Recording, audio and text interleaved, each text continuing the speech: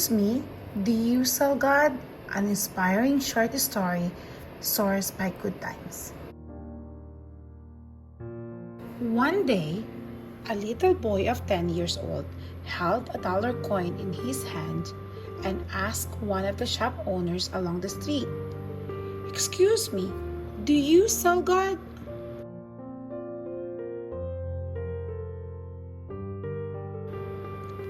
The storekeeper thought it could be a prank, so he answered no and drove the boy out of the store.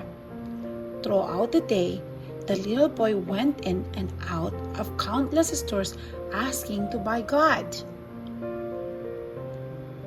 Day turned to night, and the stubborn little boy walked into the 69th store of the day and asked the storekeeper, "Excuse me, sir, do you sell God here?"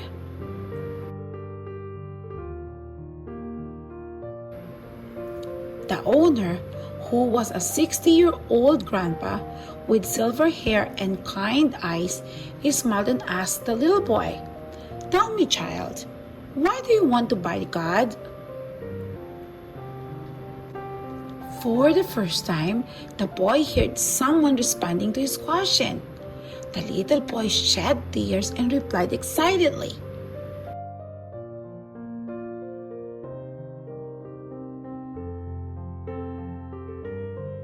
He told the storekeeper that when his parents died, when he was still a toddler, his uncle took him in and raised him. However, not too long ago, his uncle fell off his scaffolding at the construction site where he is working. He is now unconscious at the hospital and not sure when he will wake up.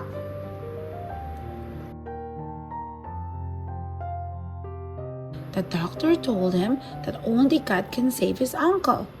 The little boy thought that God must be a wonderful thing. The little boy said innocently, "If I buy God and let my uncle eat, his injuries will heal."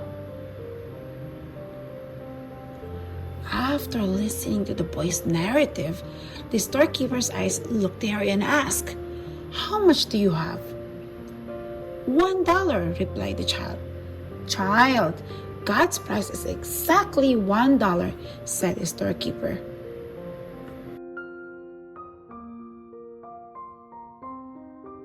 The storekeeper took the coin from the little boy and took a bottle of God's kiss from the shelf. He said to the little boy, "Take it, boy. When your uncle drinks this bottle of God, he will get well soon." The little boy was overjoyed.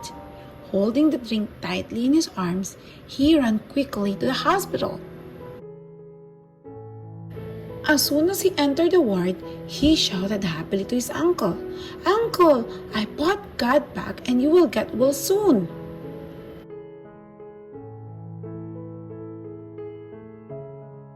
The next day, a medical team consisting of the world's top medical experts took a special plane to the small city and went straight to the hospital where the little boy's uncle was. They did a thorough examination of his uncle's injuries. Soon, the little boy's uncle was cured. When the little boy's uncle was discharged from the hospital, he almost passed out when he saw the medical bill. However, the hospital quickly told him that it's all paid up by an elderly rich man. They also told him that it was the rich elderly man that brought the joint medical experts over to treat him from the injuries. Later, the little boy's uncle found out that the old storekeeper was a billionaire that gives his nephew a God's kiss. The little boy's uncle got excited. He immediately went to the grocery store where the little boy to thank the storekeeper. When they got to the store, the clerk told them that his boss had already left for a holiday.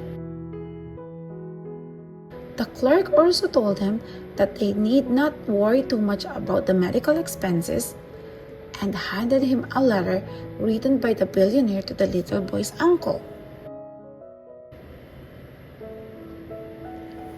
The little boy's uncle tore open the letter and read, "Young man, you don't need to thank me. All the expenses have been paid by your nephew. I wanted to tell you that you are a lucky man to have such a good nephew. To save you, he brought $1 and went into every store he sees to buy God. Thank God he was the person that saved you."